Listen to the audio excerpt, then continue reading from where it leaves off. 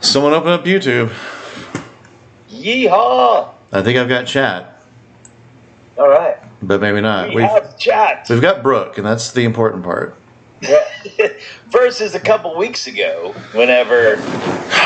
Yeah. Hey, we're on. Your Starbucks wasn't working out for you that time. Yeah, so here's good. Well, yeah, so like birthday bash, I was in Arkansas at a really nice Embassy Suites, perfect internet, right? Starbucks 3 weeks, 4 weeks before that, it was not the best sound quality, but we did okay. Yeah. In between that time was when I was here at the house and everything went to heck in a handbasket. Thank you, AT&T. So we will see what happens today, hopefully, or maybe unhopefully. Brooke makes it through the whole show. Right. Let's hope so. Kim Cthulhu's here. Woo! Kendra Thulu. Connor Wittacy is here. Come on! Connor. Connor. Well, we got a lot we're going to discuss. We're not going to discuss the thing that Michael Cross wants to discuss yet. We'll wait till we have a bigger audience for that. And he smites me for the thing. Here's something else we can talk Tusk about. envy is an important topic. Tusk envy. My wife and I have started watching Light and Magic. Have you heard about this? It's on I have the not. Disney Plus. It is on Disney Plus. It is a documentary about industrial light and magic. Yeah. That's the first thing I thought of was I was going to make some type of George Lucas joke. Directed by Lawrence Kasdan. Yeah? It is. We've only gotten about halfway through. We've gotten through one episode and halfway through the second. I'm blown away. Yeah? I mean, I know a lot of the stories because I've read a lot on Star Wars. But, right. But this is the first time I've really watched the video on how they made some of these special effects. I didn't realize that when you're seeing like an X-Wing coming right at the screen, that X-Wing isn't moving. Oh, yeah. Yeah. The camera is what moves. Yeah. Very nice. Because they talk about it. If you move the model, then shadow, light changes. But if you move just the camera, then everything stays the same. And so it's phenomenal. So they were showing all the ways that they, and of course, once you take a model and you put a star screen behind it, it appears to be moving. Yes. Rather than the camera moving. Well, the way they got the opening shot, they walked all the way through this, and you guys are going to freak. So the way they got the opening, you all know the opening shot. The crawl, yeah. Yeah, we just, we have the Death Star destroyer and it just goes forever. The Star Destroyer yeah. Well, the way they shot it was they turned the model upside down, shot the camera backwards toward it, and then when they put it together with the stars and with a planet and with the everything, they turned it right side up and reversed the film, and that's how it looks like it's going. And I'm like, oh, no way! Interesting. I mean, it's really neat how Lucas put these guys together who were just off the street. Some of them knew film, some of them knew modeling, some of them were just right off the street and they just wanted to do something cool. Yeah. And since nobody told them they couldn't do something. Yeah. They didn't have degrees. Yeah. They didn't pay $30,000 to be told this is the only way you can do this. Right. Yeah. And so it's just.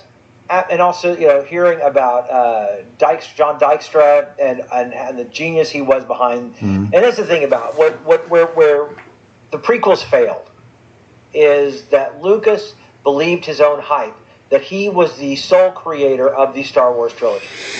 That he was the only one who made Star Wars. If it wasn't for him, Star Wars wouldn't exist, and he was the only person who put Star Wars together. Totally forgetting that he had co-writers, especially for the second two movies. Oh, yeah. And had just a plethora of people who worked very hard. And he was not the only person. And unfortunately, because that's what he did with the prequels, is he decided to write it, direct it, do all the special effects all by himself. And that's why it really didn't work. It wasn't Star Wars. Now, you said that's where the prequels failed. Can you tell me, Mr. Cross, where did the sequels fail? J.J. Abrams. I would put J.J. Abrams.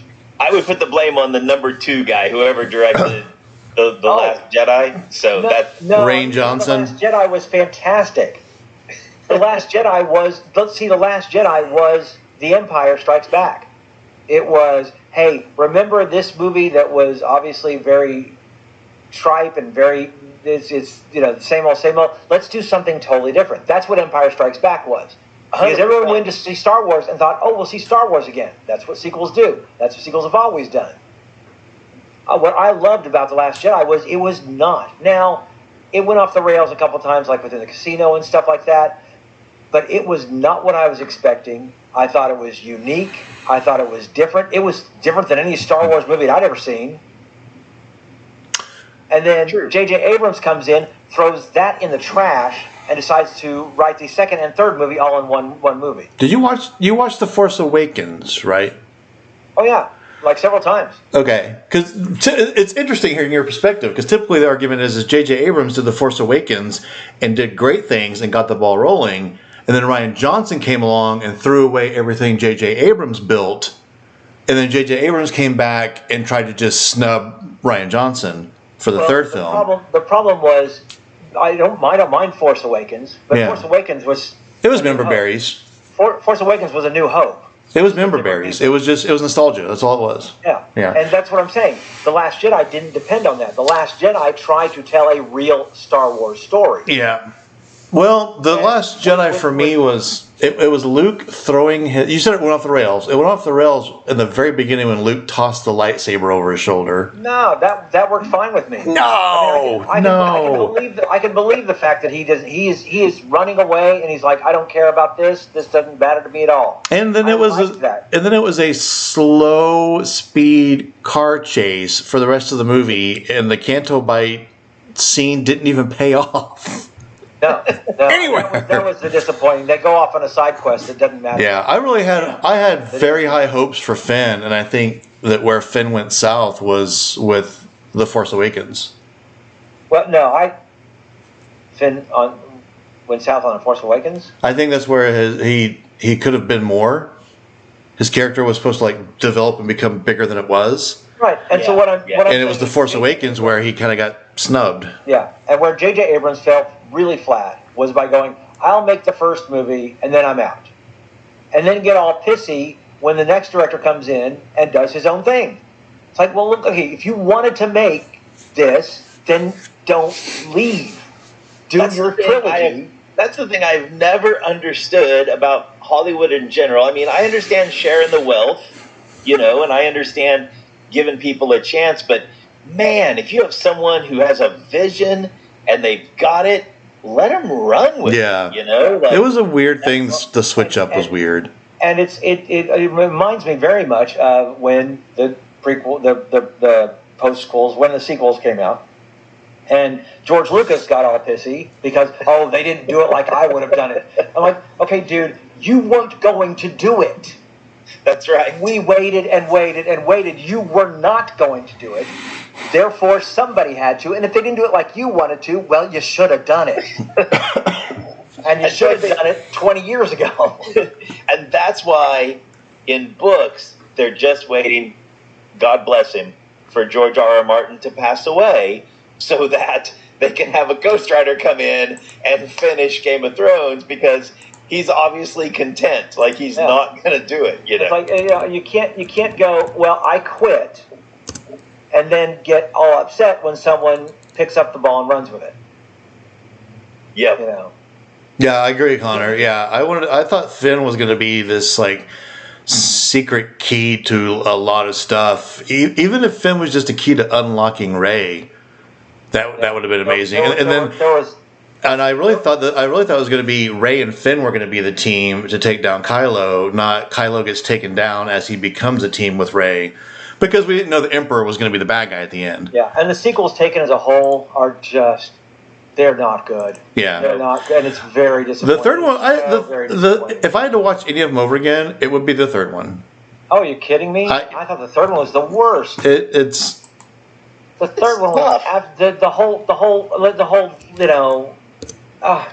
everything is. There was so many problems with it, especially the Goonies moment. They thought they had broken Where he up. pulls up the dagger and oh look, I can see the island. And there's, Yeah, but I mean, what wasn't cheesy in any other part of any of the other three movies? You know, Yeah, This is also true. it was just the entire sequels themselves, and Yeah. taken as a whole, they were very disappointing. And I'm really hoping that Disney finds a way to basically do what they did with the J.J. Abrams Star Trek movies, and just basically say, yeah, that's a different timeline. They don't exist. They call We have that completely ignored. We do not believe in the Kelvin timeline in any way, shape, or form All right. because it didn't happen. It just didn't happen. Let's just pretend the sequels did not happen because The Mandalorian and all the TV shows, with the exception of the first half of Boba Fett, have been phenomenal. And Very the true. first half of Boba Fett's not bad at all. It's very no, slow. Boba Fett was a great season of Mandalorian. I loved it. It was a great second half season. So Amanda and I were in the Lego store recently, and we're looking at all the cool Star Wars stuff and everything. And I was looking for some Lord of the Rings Lego stuff because it existed at one time. Yes. But we're walking through, and they have all sorts of stuff at the Lego store. I don't know if you've been there. You can get like it looks like a Nintendo or a TV. Well, they have a Vespa. You can put together Oh, no. a Vespa, and I was like, and it's like further down the wall, and I was like, the minute we grab something that's that big and that expensive, 5 salespeople are going to like converge on us. But I so wanted to pick it up and just carry it down to the Star Wars section and put it on the shelf because of Boba Fett. Yeah. But Light and Magic, everybody do. Light and Magic on Disney Plus. Do watch it. We have enjoyed it a lot so far. What we've seen, Yeah. I highly recommend it. It's really, really good. Speaking of Disney Plus, because I also want to get on this before we get into this. Apparently, there are rumors that Disney is talking with the BBC about Doctor Who. Go Wow. on. Apparently, because now BBC has had BBC America and HBO, all of these. Right. For a while, I think Netflix tried to carry them, and nothing's really worked for BBC to really kind of showcase this to an American audience. So I think they're looking at having Disney Plus have the Doctor Who show, Like the whole Well, shebang. at least the new Who. At least the new Who. From like Through Eccleston Christopher forward. Okay, yeah, that would be great. I thought you were talking about Disney was going to start making Doctor Who. That would be No. scary. That would be scary. No, BBC, it'd still be made by BBC. Right. But in America, The American distributor becomes now, Disney instead what of I would BBC. like to see is Hey. the problem with HBO is that when Doctor Who comes out, you have to wait 6 to 10 months before. I mean, I can get it at my library in a DVD before I can watch it on HBO. Yeah, I'm like, okay, that's ridiculous. yeah. So- It is I'm one hoping- of 3 reasons why I still have cable. Like Yeah. literally. And I am that close to letting it go anyway. I got it. I got rid of it. I got rid of it. I don't have cable. I cut the cable cord 5 years ago. years ago. And the only thing I do miss is having Doctor Who streaming, Doctor Who live on BBC America. Yep. I'll eventually watch it, but I'm excited about the fact that we've got Russell T Davies back. Mm-hmm. We've got a new doctor coming in. He looks fantastic. He does. so I'm excited. really excited about him. So I'm hoping that if they make a deal with Disney, they make a deal to where they air the shows when they air in the UK. Mm-hmm. That would be Because really I want good. to see them. I want to see them now. I don't want to wait. And so, anyway, that's. I'm very excited. It's just in preliminary talks, and of course, if I had my druthers, not only would they have the new Who at every episode, but they'd have every episode of the classic Who as well. Yeah, that would be I pretty mean, cool. Let's have all 7 Doctors plus the movie all on Disney Plus. I'd love it. I would love it. That would be really nice. Oh, the things you could binge, the things you could just have running in the background The while you're working. places on the you'll go. Oh yeah, that's cool. Yeah. Oh. Yeah. So those are my 2 things I want to talk about. Kinder Thulu says Starlink. Starlink and streaming, baby. Right. Um, So, Connor, I did, after I got home that day, I Googled Lord of the Rings Legos, and they exist on the internet for like $1,000. Yeah. Yeah, Ornthik. True. It's still in the box. Isengard My is. stuff out of a box. Maybe I could actually sell them for something. But my son and I put Yeah. them together. Yeah, Saruman's Tower is like 800 and some change. And it's like yeah. So I guess they were limited edition, or they stopped being trendy or popular, so they didn't get produced anymore. But Yeah. yeah, that's insane. Alon Z, Kinder Thulu. Michael, my son-in-law hunts for Legos at garage sales. And so even if they're just, like in a bag, as long as you haven't like super glued them all together, whatever, when the time comes, hopefully never, that you would want to sell those. There's an eBay-esque market for those, even if they're not in original packaging, Oh, okay. Mm. I've never really tried to sell. I've tried to sell things on eBay, and it doesn't always work. So kind of a That's more of a OnlyFans type of thing. Yeah. So I'm sorry. kind of a What is that? Well, Oh my it's God, spam. you It's got a spam. bot in We're- here. Yay, Yeah. we got a bot. Woo! We got a bot. Is there a way to Our get rid of this first thing? bot. Our first bot. Yay. We used to get them on Twitch too. We were talking about Star Wars, and we have attracted a clone. There we Yeah, go. I'm blocking them. yeah. Just block them. It's fine. Yay! Woohoo! So, in kind of a long segue to something else. Speaking of Lord of the Rings, everybody catch the new trailer. Yes. The Lord of the Rings Rings of Power? trailer? For Rings of Power? Yeah, a new trailer dropped for during San Diego Comic-Con, along with a few other trailers of stuff. Yeah. Yeah, it looks really cool. I'm very excited about Rings of Other Power. trailers. I'm very. And my wife was like, "Does this mean we can watch Lord of the Rings?" And I'm like, "Okay, yes." No, However- it means no, you can't. It's First, However- you have to finish the Silmarillion, and then we can watch it. But until Yeah. you do your homework, That's right. Now I've read the summary, but I said we can watch. I mean, we can watch in my house. We can watch Lord of the Rings anytime. I'm fine with it. I said, but it will have absolutely nothing to do with what you're going to watch on this.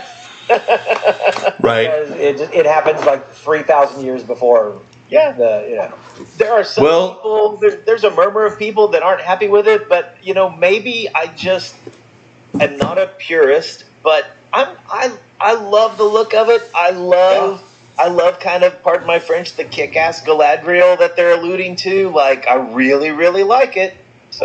So, Brooke, you're right. We are upset with it. No, it's visually stunning, really beautiful. It's not going to fail at all because it looks bad by any means. I think that the performances are all going to be wonderful. I'm really looking forward to the score and to hearing the music and the soundtrack.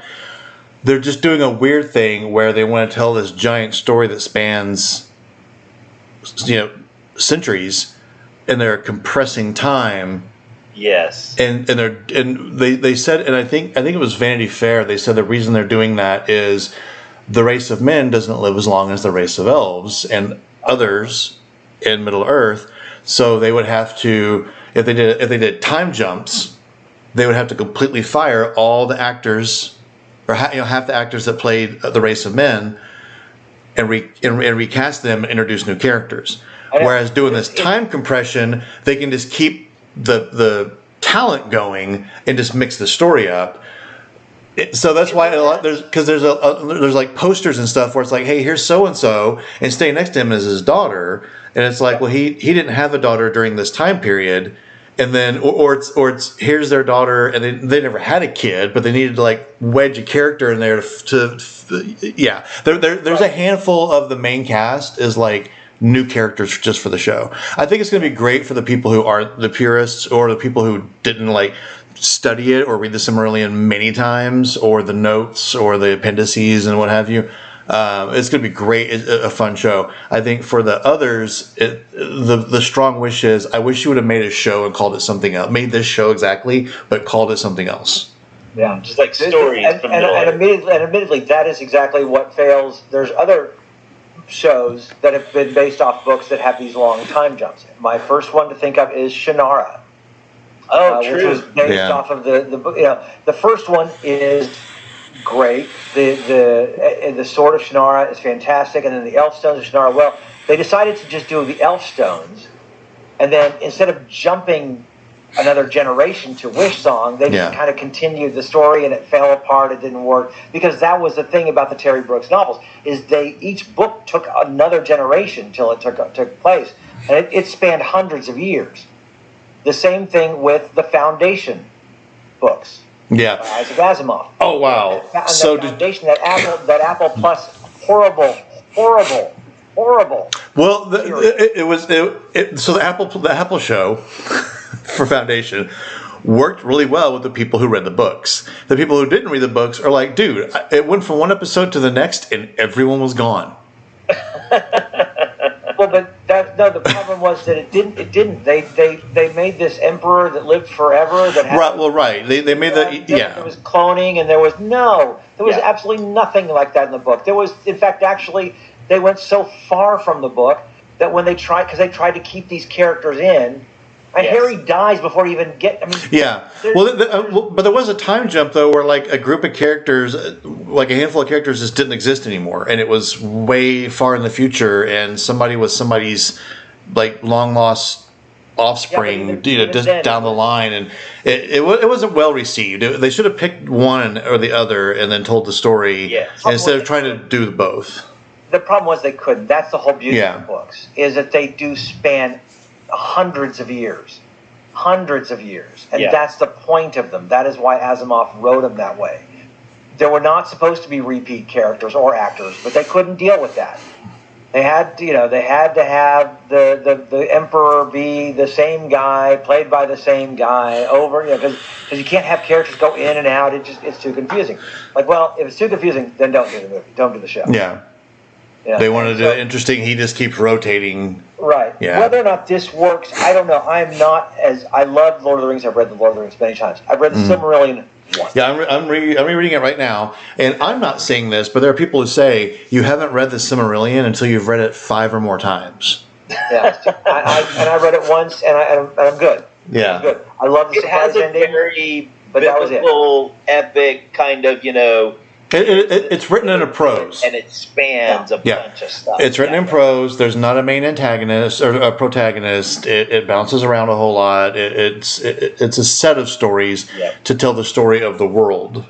And so I enjoyed it for what it was, but I would never read it again. And I will probably enjoy it just because I want to hear a story. Oh, it's going to be fun. Oh, no, it's going to be a great ride. I think for sure it's going to be a great ride. There's just going to be some head-scratching moments where it's like, what? So one thing that someone's pointed out, I haven't paid a lot of attention to the trailers too much, but apparently there's a lot of lines that Galadriel has that are actually Elrond's dialogue.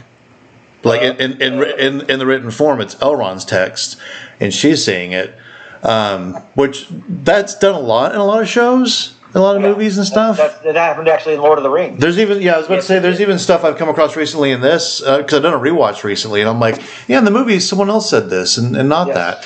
Well, and that happens, there's a lot of things, like in the Helm's Deep, the elves do not show up at Helm's Deep. Right, yeah, the trees do. No, not at all. The trees show up. There's a lot of things that happen in the trilogy that I go, you know what, they worked it for the movie. And it worked fine for the movie. Right. And that's what I'm going to go with the series. Is, you know what, it works for the series because you gotta do that, and that's fine. I don't have a problem. So no, I think I'm going to enjoy it. It's going to be a fun ride for sure, and I hope it makes it into. Because I've been getting hooked on a lot of shows lately that don't make it past the first season. I'm like, they filmed the 2 seasons together. Oh, did they? Okay. So there are 2 seasons at least. Very cool. Are they 8-episode seasons or? I don't know. 6 or 12? We don't know that yet. Okay, no worries. But, I could look it up on IMDb. I'm sure it's on there. Brooke, we have a problem in the chat, Brooke. What? Oh no. Kinder Thulu and Connor are getting along and becoming friends. I don't know if that's safe. I don't know. When powers activate moment, like we could have some real chaos. Yeah, that'll just be like, whoop. Yeah, I don't know if that's a good idea. Could you imagine a Kobold Cthulhu, like that would just be very scary. Actually, I can really imagine sitting at a table with the both of them and just having a great freaking conversation. Honestly, I think it's great. Yeah, we'll have to at the next con that we're all at. We'll have to like do a hangout or something. The other thing too is you were talking about names for our fans earlier. I noticed that you threw Dust Devils out. And you mentioned something about kobolds. I thought about this, and I got an email from Kobold Press. Everything they do for their fans and their emails and their literature and letterhead is kobold something. So they're already doing it. Yeah. So they probably have Kobold Crew somewhere. Speaking of Kinders, oh my God, That's fine. Lock another one.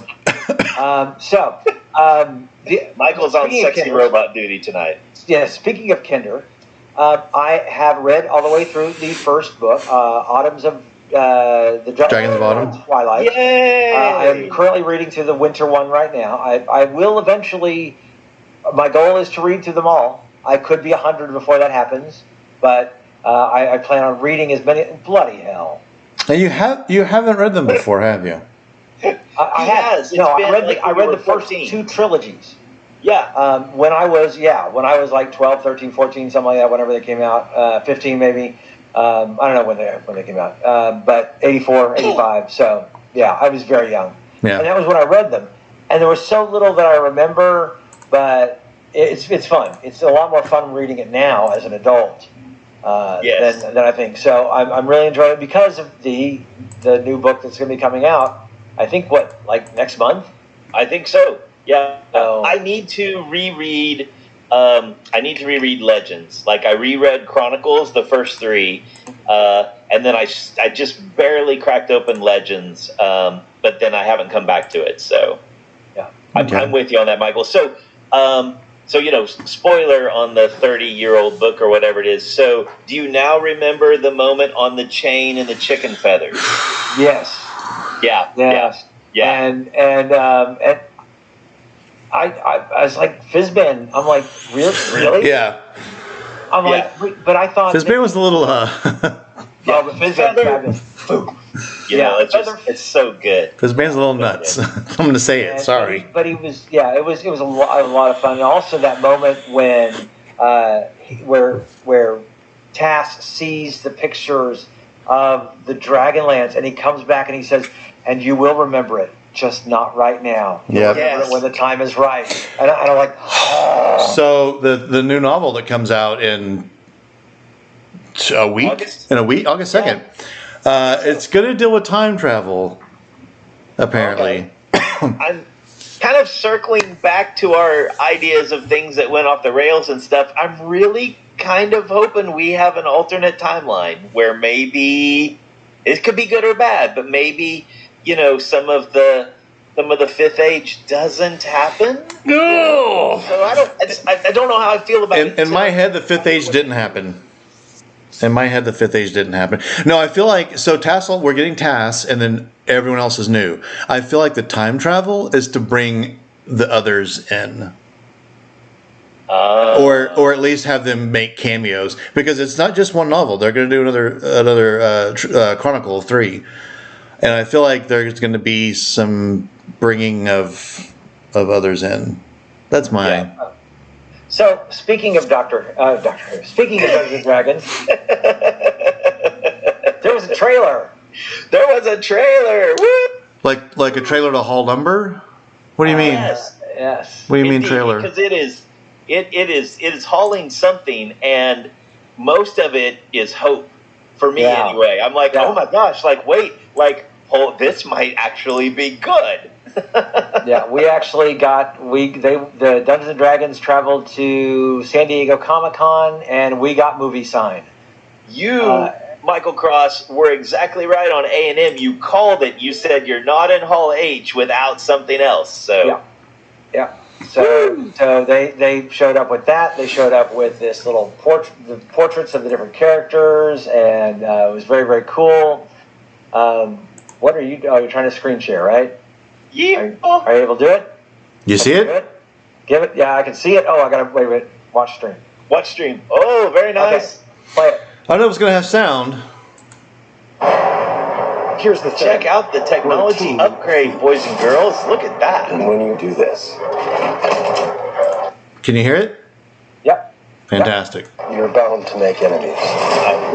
Okay, so I was not expecting Chris Pine to be a thief type character. He's a bard, I know, not thief class. I was not expecting because in the Jeremy Irons Thora Birch Dungeons and Dragons movie, it surrounded a thief. The story was about a thief with a heart of gold. Remember? Right. Yeah. Right, yeah, Oh, no, yeah. I've never seen it. I've never seen it, so I don't know. Oh God, you got to go back and watch that one. You can't make fun of me now. I can't. I've been trying. It does not exist anywhere. We're gonna have. We're gonna talk Sunday. I'm gonna get a hold of somebody I know who's. We're gonna talk Sunday. That's all I'm gonna say. You give me the trilogy. I'll be happy. Sometimes Okay. those enemies come looking for revenge. And he's so handsome. There you go. This favorite part. Oh. It's not fire. It's a black dragon. With acid. Yes. And with the horns in front, that is a black dragon, ladies and Yes. gentlemen. A real Dungeons and Dragons black dragon. When I first saw it, I thought, is he spitting earth? Is it an earth dragon? Because it was like lumps of dirt or stone was coming out. And I was like, oh. We are gonna see someone receive that, not make their reflex save, and it's gonna be Raiders of the Lost Ark. We're gonna see some serious, gruesome melting. Yeah. So, Okay. All right. Spits out. Really nasty. It's awesome. yeah, And then, very Game of Thrones-ish right there, you know. So, and then bringing in Led Zeppelin. You know, I don't know. God. So I go deep into escapism, and like when a movie of escapism brings in like the classic '70s rock band that you can hear on the radio, I'm like, there went my escapism. I'm pulled out of it now. But for me, it was like that took me back to when I originally played Dungeons and Dragons and we were listening to Led Zeppelin. I guess so. I mean, come on. It's not going to matter right now, but remember this E1 Hasbro. Remember this logo for later. okay. Truth be told. Okay, pause it when he gets to the door. There, pause it. Yeah, Do you see what that pin is? Do you see that pin on him? Oh yeah, right there. What is that? That's the Harper's pin. Yeah, Sweet. yeah. That is a Harper's They're pin. probably hired them, and I feel like they've been hired and double crossed. I think this is a flashback scene. Yeah. Now, from the trailer, a little bit of spoiler. From the trailer, he says we took a job for the wrong people, and now we have to fix it. Something like that. This is a flashback. He was the good guy working for the Harpers, and something went wrong. He is pretty armored up here. Yeah. All This right. is also true. The wrong person steal the wrong thing. Oh, there it is, right there. Yeah. Okay. So is that the horn that controls dragons? Or is it the horn from Conan the Barbarian that goes on? Because not the first, but that Jeremy Irons D&D movie was all about a wand that controlled dragons, and that was the whole plot of the movie was getting a hold of that artifact to be the one that controlled the dragons. Well, I don't know if it's about that, but this person that we're seeing on the screen, Yeah. who's wearing a red, and he's obviously a lich or undead, we're pretty sure that's Zastam. Oh, do you think so? Oh yeah, it's got to be. He's a red wizard. He's an undead. I mean, it's got to be the undead Zastam. part. We didn't mean to unleash the greatest evil the world has ever known. Okay. Hold on, hold on just a second. Let's see if I can catch it. When it's coming out of the mouth. So close. It's okay. Okay, wait for it. Ever known. I missed. It's okay. If you kind of look, they're blurry back there. Is there a whole bunch of other red wizards? I think so. Yes, it's the I Red think Wizard so. Buffet. That's the main movie is going to be the Red Wizard. Never Buffet. thought of that. So good. Yeah, they are. They're all there. They're all wizards casting. So how do we pull Spiel. Figure it out. And okay, pause it here. So, up here, there's this prison up in Icewind Dale area, right? And the movie guys went to the Wizards of the Coast. They said, what we want is a prison, and here's what we want it to do. And Chris Perkins said, well, there isn't anything like that right now. We don't have anything like that, but we'll make you one. And they took that prison and they put it in Icewind Dale, Rime of the Frost Maiden, the book, the module, the adventure path that came out about a year and a half ago, and basically, so it is canon that this prison exists. Now they're going to put it in the movie. Oh, So Nice. yeah, they're up in Iceland Dale right now. Okay. Probably best. You need cooling. Yeah. So are you saying Spine of the World right there? Yeah, I like it. find the world. Isn't that I like it. amazing? At least the movie. At least the movie can get off the Sword Coast, even if the game can't. yeah. Carrying on. Awesome shot. Love it. Fighting chance. We're gonna need strength. You got this, right? I know Yeah, you this is go. the prison. That's yeah. Yeah, I'm loving The her. barbarian, Yeah, right? I'm loving her. She's the barbarian. Yeah. How great was it that we actually picked? See, that was the thing about thief, a fighter, a magic user, and a cleric. They actually picked some. They dug a little deeper and went bard, paladin, barbarian, sorcerer. Yes. I mean, Sorcerer? and tiefling druid. Druid. Yeah. Yeah. That's just amazing. They would pick, and I said they needed to make sure they had class characters that we recognized. Yes. And they did. They didn't go generic fighter, thief, magic user, cleric. They actually picked characters straight from D&D. There it goes, it's gone. You bet. And of course, our Reggae Jean Page is our paladin there, looking all handsome and absy. This might tie back yet for sure. I know another good-looking You gotta paladin. build abs in your armor so that you look You got impressive. to look at abs in your armor. Yeah. You know, I mean, Those are they do implants. Things in armor sometimes, so why not abs? I mean, I That's like right. it. So, I'm surprised by how Amiri, that barbarian, looks. That's a Pathfinder reference, but I'm Right. super stoked about it. Yeah, so Magic. And you. Okay, there it is. There we go. there it is. Here we go. Here we go.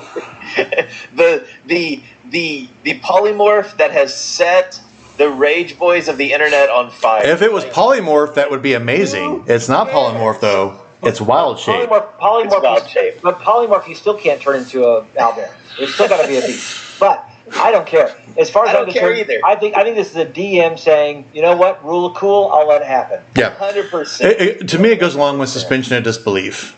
Yeah. Yeah. They're What's- you're not watching people. You're. It's not like you're watching the combined minds of a group of people sitting at a table playing D&D.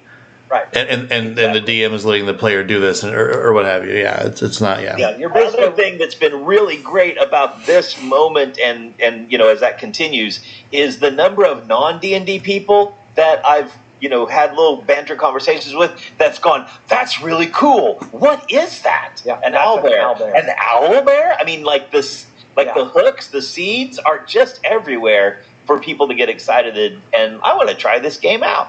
Yeah, exactly. And Justice Smith does actually say it's one of these right here. As soon as you It's so awesome. What That's is that exactly again? what an owlbear should do to a party. I like how. Hold on. Wait a second. No, the guy got So yeah, that's the subtle comedy that I like. Where Yes. watch the guy. When on the horse. Watch the guy in the background. What is that again? Owlbear. And which makes her so cool. She's a tiefling. Yes. She's got a tail. Yeah. She's got Okay, a now- tail, folks. I will say, what is this screen moment? Like, I've watched it several times, and I can't Cool. catch what's going on right there. She's so Secret much fun. door. It's what Aiden and I are suggesting. It's our fan theory that's Dimension Door. That she is traveling through a doorway to this other place that's maybe below it, maybe underneath secret vault or something like that. Very nice. Cool. Yeah, it feels very Portal-esque, but I couldn't Yeah. figure out what in the world it was. I think it's Dimension Door. Yeah. Oh, that's nice. That's nice. And then they go to the Underdark. Oh, So thrilled. so nicely done. Reserve Nephilim. I'm glad he's on our side. Love this moment. Love that globe of invulnerability moment. Yeah. This one's dead. Okay. This man. Who was listed on the thing as a rogue. He's just listed as rogue, huh? because each one had their symbol. When we saw the pictures of each one of them at the con, okay. They had the symbol for each one of them by their names. So you had Bard, Barbarian, Sorcerer, Druid, Paladin, and by Hugh Grant's picture where he's flipping a gold dragon, the rogue symbol. Which makes sense. He's a rogue. He's some kind of, Well, what's interesting, Michael. He's the rogue who's climbed the ladder and became the mayor, and then He's head of the guild, thief, the thieves guild. Yeah. So my theory is he's Lord Neverember. they're Oh. I don't think Lord Neverember could have caught the coin when he flipped it. So he's too cool. He's too cool for Neverember. He's smooth. Smooth with a capital smooth. So, Michael, you're talking about how they're trying really hard to keep him a secret. I remember, and this could be a Mandela effect, I remember when they first announced the casting for this over a year ago, and everybody was like, Chris Pine? They mentioned Hugh Grant and said what he was playing. They said he was a villain. Yeah. He's like the villain.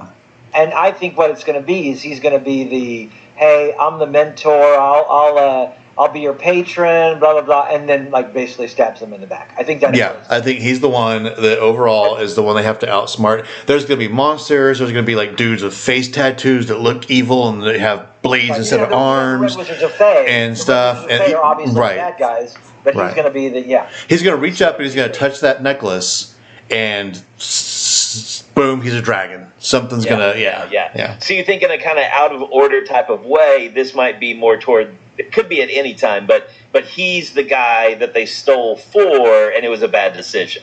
Right. Yeah, that makes sense. That's the moment in the trailer where I went, oh my gosh, out loud. Oh my gosh, they've got a mimic. Like, I was just thrilled at this fan service right here and loved it. Yeah. And I love the fact that they don't move except for having to drag itself by its own tongue. Right. It's awesome. But whatever happens. And then they jump into a gelatinous cube while getting chased by a displacer beast. Okay, so my beef with it isn't the owlbear, it's you're jumping into a gelatinous cube. I know which one I would rather face. You're going to disintegrate. The displacer beast, really. I'm guessing it might be there might be some, and we might find it out later. Maybe it's already been killed or something like that. Or they have an antacid amulet or something. Yeah, or because if I had to choose between facing off against the displacer beast or jumping into a gelatinous cube, which is basically a death sentence. If you miss your save, you're dead. Yeah. You've got to get out of that. But guess what you're doing? Guess what you're doing a moment later? You're making your save again. Oh, look at that! You said to get out of there. Look at the light that's at the edge of the thing. I think they can get through there. Blocking. Yeah. That's a good idea. They're going to go through it. They're going to dive through it. Like actually move. Yeah. And then maybe the displacer beast tries and gets stuck because he's too big and gets to maybe. But it's an awesome. That is an awesome picture that you just froze on. A gelatinous cube and a displacer beast. and how many? That's awesome. Another owlbear, a wizard of Fae, and a red dragon. Chubby, red dragon. Beautiful, gorgeous red dragon. You were talking about your Led Zeppelin moment. Dragon. Here's where you need your Led Zeppelin moment and just recreate the Thor trailer. Yes, very much so. So I think, kind of like Guardians. Here we go. No, go ahead, let it play, whatever you want. What is she saying? Remember, I haven't seen the end of this. That's right. You haven't seen it. There you go. Play it out. What is it exactly that you bring to this? I'm a planner. I make plans. You've already made the plan, so... If the existing plan fails, I make a new plan. So you make plans that fail? No. Deals. Not relevant. He also plays the lute. Yes. I love how much that last character, the tiefling there at the end, is the commentary, the dialogue reminded me of our very own Connor, with I make plans, and then if the plans don't work out, then I make a new plan. So you make plans that fail. I can just hear that coming out of Connor the Kobold's mouth. Yeah. I was going to say that it has a very kind of Guardians of the Galaxy soundtrack feel.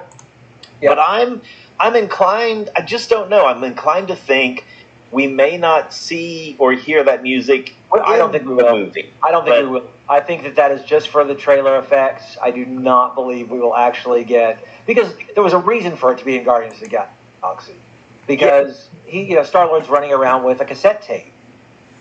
Yes, And that's why we 100%. heard the music. I think we will hear the epic instrumental music that you hear week in and week out on Red Dirt D&D. Tell your friends. That's the How kind of music awesome you're going to if hear. how awesome if they get ready and they say, someone comes up to their table at the very end of the movie and they're like, well, hey guys, that was awesome, but can you do this thing for me? And then we hear bow, bow, bow, bow, and we hear the outtakes. the outtakes. It goes right in to the bloopers right there after the credits. They don't have bonus scenes; they just have the bloopers. That's right. So yes, I mean, it's a friendly. I'm just now looking at the chat. Finally, I haven't been able to. It's a friendly gelatinous cube. His name is Gary. Hey, He wasn't green.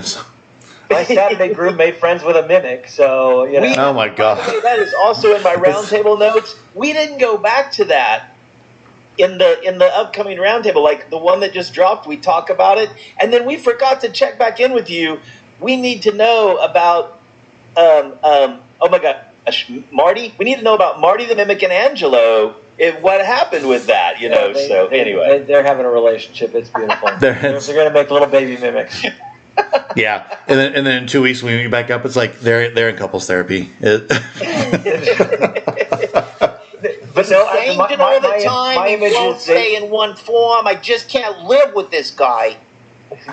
some days he's a door, some days he's a jaw. So I think the idea is the mimics get together, and there's a whole bunch of other mimics. They just keep popping up like tribbles. Michael, damn it, Jim. As It's- far as I can tell, they're born pregnant. it's been a long day, Michael. But it really tickled my fancy that you said some days it's a door, some days it's a jar. Because Kinder Thulu, if he's still in chat, he can attest that 30, 40 years ago we used to say when it's a door, not a door. When it's a jar. Jar. The greatest joke ever. The Yeah. greatest dad joke ever. And we were kids. Now, There's hope. so the movie is going to be coming out March 3rd.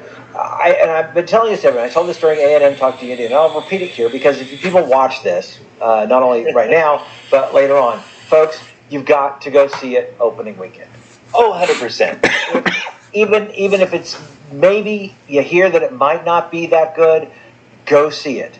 Because the only reason we have The Mandalorian, the only reason we had the Boba Fett show, and all the other shows, and Kenobi, is because of how well The Force Awakens did. 100%. So we've got to prove that we will see these kinds of things, and then they'll start producing more television shows, more movies, hopefully more books, hopefully more comics, more things, because they know we will buy it. So no matter what, I said this about Guardians of the Galaxy too. I didn't really have to because Guardians of the Galaxy was awesome, but go see these because otherwise they'll just go back to the main characters. And so that's what I say about Dungeons and Dragons. You've got to go see this movie. You've got to go see it opening weekend. You've got to spend your money. Don't go see the cheap ones. Go see it. Spend your money because that's what Hasbro is waiting to see. What I'm formulating with a few friends is that there's a bunch of us, and we all need to go see it. And here's the win: if it's terrible, then we won't ruin anybody else's movie experience, but we'll just heckle the heck out of it, and just like, oh my God, it's so terrible. And when we leave, but if it's good, then we either way we win. It's just going to be a great experience. Yeah. Also, there's going to see in a packed theater something that you are. Oh, here in the audience, yeah. Yeah, I've seen some really crappy Marvel movies. There are some out there. But I saw them in packed theaters. Ant-Man 1 and 2. and I loved them. I loved watching them. Yeah. Afterwards, when I watched them on the small screen and I could actually focus on like script and stuff, I was like, okay. But at the moment, so go see it opening weekend. I'm hoping there are 100%. talks about Red Dirt D&D doing something with this. Yes. Yes. I would really like for Red Dirt D&D to maybe get in touch with the producers of the film and saying, look, we are Oklahoma City's #1 actual play Dungeons and Dragons podcast. How about we do something for us and let us put this on. Give us posters. Because when I went and saw, throw some merch. yeah, I went and saw Solo the day it came out, and there was a company had rented one of the theaters to show it to all their people, and the company apparently somewhere in the world they got marketing materials. They were giving out buttons and dice keychains and posters. So that's not a bad idea. Get some swag for an opening night shindig. And It should come with quick start rules. If it's terrible, we turn it into a drinking game. Right. So you've seen the memes and everything, right, Michael? About the one thing that's going to make this movie fail What's that? is that no one's going to go see it. The theaters aren't going to be packed because 6 o'clock isn't good for me, and next Saturday I've got a reunion to go to, and can we reschedule the game to next week? And so it's a bunch of gamers. You're trying to get a bunch of gamers together at once. It's not going to work out. Yeah. Yeah. It's really bad that we do actually have it is coming out on March 3rd, which March is not a good time for movies. That's usually when throwaway movies are. But during the summer, it is back-to-back gaming conventions. That's right. If they, an ideal time would be launching this during Gen Con, but that's 60,000 people that are not going to be in the movie theater. Yeah. Well, I think it also remember this also got delayed by a year.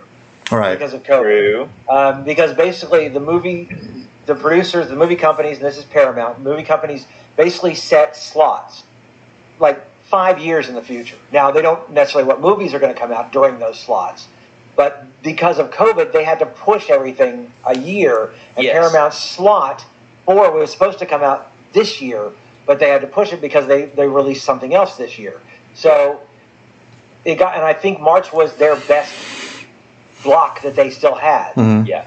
It's almost mostly that, but also there's a little thing like in a motorcycle group that I'm a part of where like there's all these rides, there's all these events in the spring, in the summer, into the fall, but nobody does anything in January. And so we do a little thing in January, and then it got moved to March whenever there's nothing going on. And so everybody's hungry to do something. Mm-hmm. So there's a slight, I don't think that's their marketing reason. I think Michael's exactly on it. But there's a slight chance that being in March, all these, with nothing else going on, there's a bunch of us nerds and friends and people who are just ready for a good movie might, let's go. Let's go to that crazy thing. I think it will do well. I think the trailer showed it. I think people who are Dungeons & Dragons fans are very excited about it. So the people who are not fans of Dungeons & Dragons are very excited about it. I've heard a lot of people say, wow, this looks really, really good. I'm like, yeah.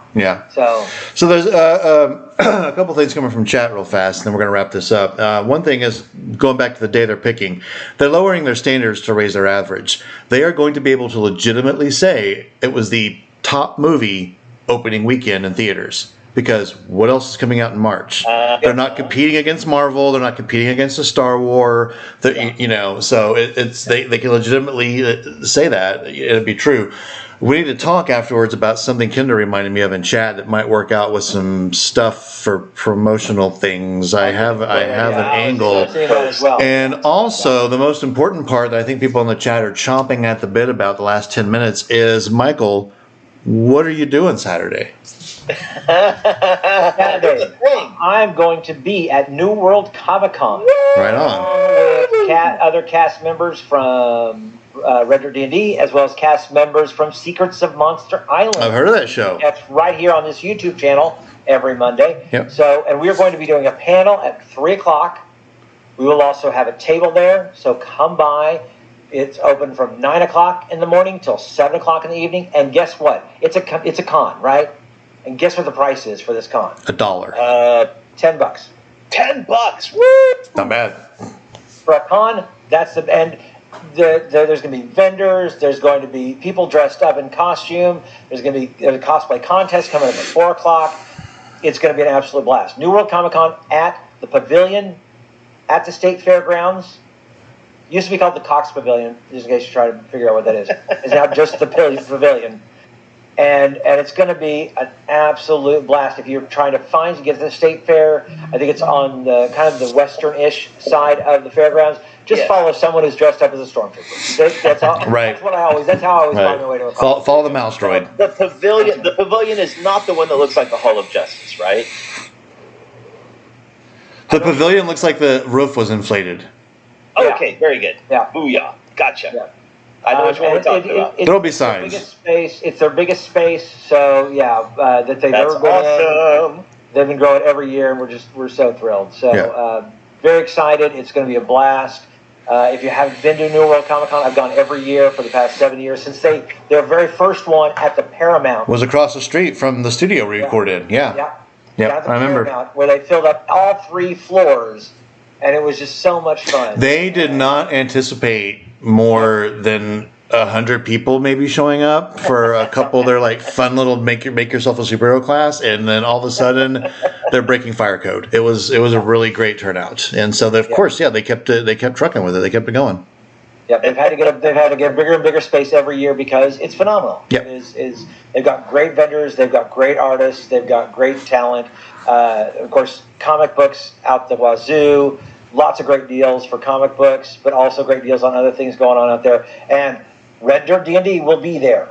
So come by and say hi at some point. Again, 3:00 is the panel, but we'll be there all day, and we would love to see you. So That'll be awesome. I'm so excited. I'm hoping because of my own schedule, I'm hoping that I know that it'll take some extra conjuring magic, but I'm hoping that Michael Cross can do some magic and we have a recording of that panel for later. So I'm just super excited about seeing Mark and Aiden on the panel. Sure. The Red Dirt family kind of all together, and the first time on a panel. It's going to be fun. it's going to be a blast. So come see us. Yeah. All right, we're out of here. That'd be awesome. Woo! It's 8 o'clock already. We hope you guys had a great time as we talked through the D&D show, and we all talked about Doctor Who and Rings of Power and Disney Plus, and do check out Light and Magic on Disney Plus. It's That sounds great. I'm going to check it out. really phenomenal. Sounds like tons of fun. Good job with the tech magic, Mr. Zonimus. We need to do that again. That was fun. We can do that more often. We can just watch TV every week when we talk. Yeah. That's right. So today we're going to watch the next episode of Boba Fett. And just bitch about it the entire. Can we watch the Mando instead? All right, ladies and gentlemen, There you go. Johnny Payne. Trailers that you want us to look at. Yeah. That'd be awesome. I'm Brooke Bullock.